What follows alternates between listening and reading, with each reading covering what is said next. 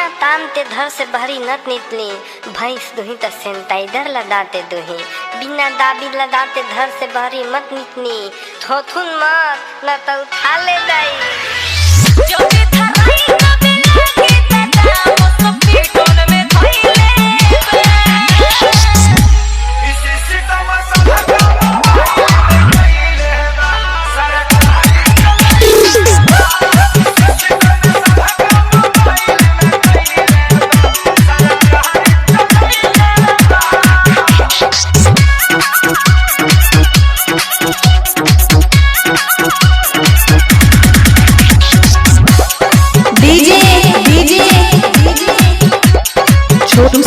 छोटू sound Birsinghpur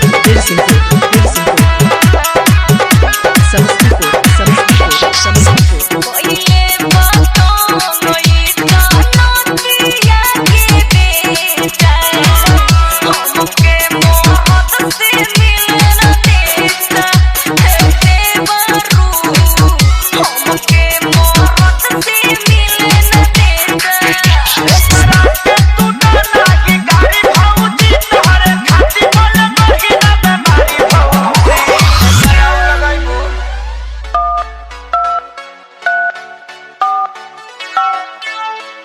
कोविड-19 से बचे के लिए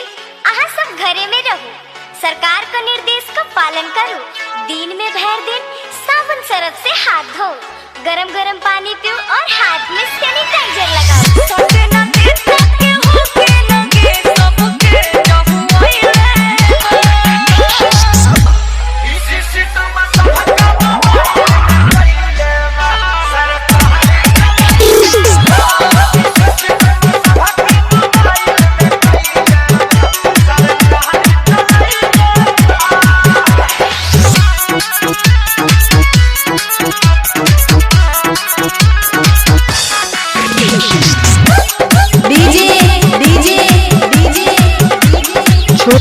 छोटू साउंड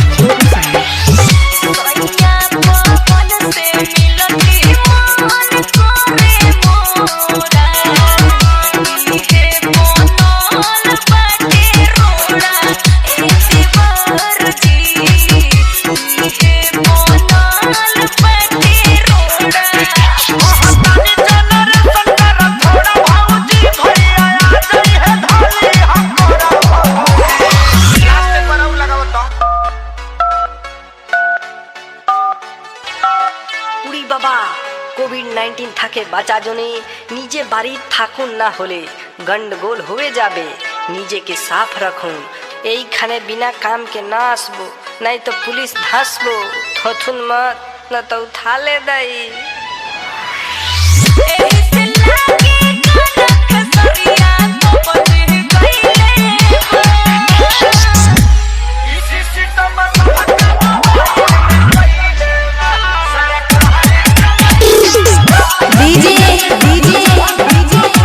छोटू साउंड